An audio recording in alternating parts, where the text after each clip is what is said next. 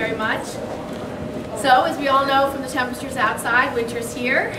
Temperatures are plummeting, and that means higher energy costs for our Long Island families and families all across our state.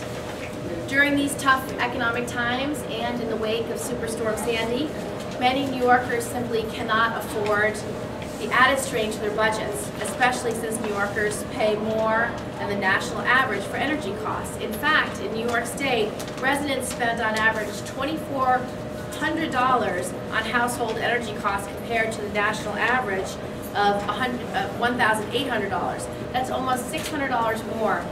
So today I'm announcing a new effort to make smart investments to improve energy efficiency in our families' homes and businesses by funding two key weatherization programs that actually make a difference and Long Island residents have used in the past that really work. What this does is allow each homeowner to have more efficient energy costs, so over the long term they can pay less and less every year.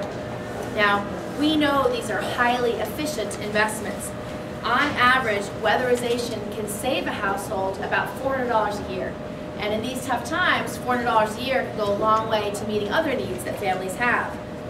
Weatherization also supports our local construction industry, it supports our small businesses, and helps our manufacturing jobs. Last year, nearly 600 Long Island families participated in the Weatherization Assistance Program.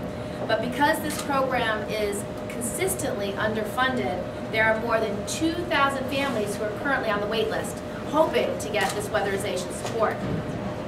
For 2013, Long Island's weatherization funding was reduced by a whole $1 million, with almost 1,200 homes in Nassau and nearly 860 homes in Suffolk that are on the waiting list for this program, which the waiting list is expected to grow. This list, we believe, is going to continue to grow specifically because of Superstorm Sandy. So this funding, if we can get it, will go a long way to meeting the needs of a lot of homeowners who are really in serious need for help. Under the current funding level, families can expect to be on a wait list for up to 2 years. We have one client with us. Elsie's here, Elsie Vaccaro. It took Elsie about 1.5 years to get the improvements done on her home, and the work itself only took 1 day. So we want to make sure more families can get this very important help. Any additional cuts to these programs could add substantial lengths of time to this process, and I just think that's a bad outcome not only for Long Island residents but for the whole country. With Long Island families doing all they can to make ends meet and keep warm this winter, this is the one program that it really makes no sense to cut. Now, over the last 33 years, the Weatherization Assistance Program has helped more than 7 million people, 7 million families across the country, save more money by improving the efficiency in their homes and their businesses. And when you do save those few $100s every year, you can imagine more money for medicine, more money for food, more money for children, things that families really do need. And since energy improvements that make up weatherization services are long-lived, meaning once you fix your house, fix your boiler, fix those windows, it's going to be there for a very long time. So it's savings that recur every year. Now here's how the two initiatives work. The Weatherization Assistance Programs are distributed by local affiliates who manage the program in each county. They conduct a range of efficiency improvements, including weatherization, weather stripping and caulking, wall and ceiling insulation, heating improvements to heating systems or replacement, energy efficient lighting, hot water tanks and pipe insulation, refrigerator placements with highly efficient Energy Star rated units. The state energy program, which is the second funding source, helps fund NYSERDA, which supports a broad range of programs that include long-term energy planning, efforts to increase efficiency in public buildings and reduce the cost to the public, programs to support energy-efficient manufacturing, perform energy audits and retrofits, and support research in home and commercial energy efficiency improvements. So together, these two initiatives, I think, can make a huge difference in lowering energy costs for our families, our businesses, and helping our local economy grow. Now I'd like to introduce Marianne Garvin, the President and CEO of the Community Development Corporation of Long Island, who will describe exactly how this program works and what it means to the region. Thank you very much, Senator. I'm Marianne Garvin, President and CEO of Community Development Corporation of Long Island, and on behalf of the Board of Directors and the employees of CDC, many of whom are here today and are just thrilled that you have come to us, we're honored to host Senator Gillibrand and talking about the important future for the weatherization program. We have been proud to operate this program as a sub-grantee of New York State since 1980. And during that time, we have weatherized the homes of 18,500 families. In the last 5 years alone, we have assisted 6,000 families. This is incredibly important to these families, and the cuts that we have already experienced in fiscal year 2013, over a 30% cut, we're anticipating could be even larger. And so we're very, very grateful to the Senator for championing this program and hopefully to reverse this trend. Our waiting list is very, very long, as the Senator mentioned, over 2,000 households already. And it's not a static list. Every day, additional families are going onto the waiting list, which is why it takes as long as it does to assist each family. We understand that the funding is not guaranteed, and we understand very tough choices have to be made, but we believe this program is one that makes sense, because for every dollar that's invested, additional dollars are put back into the economy, and families are really helping with this.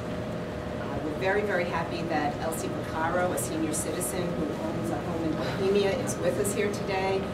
She's been in that home for 25 years, and as you know, as seniors are aging in place and our housing stock on Long Island is aging, years ago, insulation and energy efficiency notions weren't what they are today. And so we didn't have the same kind of insulated houses, and we have leaky houses now. So it's important for us to make this investment in our housing stock and in the job force, because we have, over the last few years, especially with the stimulus program, have trained many people in this green field. And many jobs were created during that time and with this program. So it would be a real shame for that to go away. We have people that are ready to work and do this construction. So on this particular house with Elsie Vaccaro, we used a subcontractor, Double G Construction, and the weatherization measures that were done in her home, weather stripping, insulation, health and safety items such as smoke and carbon monoxide detectors were all implemented. And Elsie is here and I'm sure would answer any questions about the program. I just want to conclude by saying thank you very much again for the support and for coming here today, and we'll be happy to answer any questions about the program that the President has.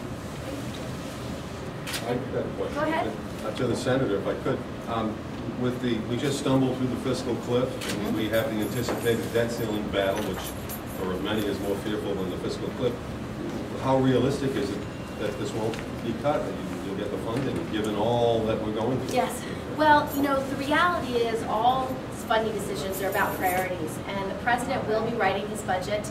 He typically releases it in February, and so I'm making the case, along with many of my colleagues. We sent a letter to the White House. We got, I think, a dozen signatures on it, more than that actually. Yeah, 2 pages of signatures of other senators who have asked the President to make this a priority. Because in states that have cold winters, these are questions of life and death. If seniors don't have a well-heated home, then their lives are at risk. I'm worried about families with young children not having warm, heated homes. And when, you know, certainly for the Northeast, because we've suffered from Superstorm Sandy, there are a lot of families that are in great need. So these kind of priorities make a difference.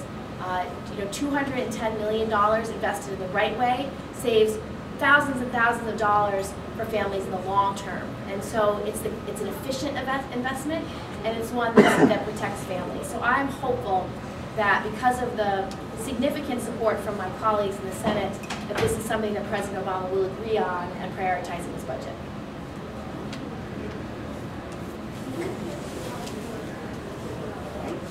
Thank you all for coming. Can I ask one question off topic? We'll do off topic. Oh, okay. Over here. Great. Thank you. Senator, Yes, of course. Who's taking? By your sign? Elsie, why don't you send them in?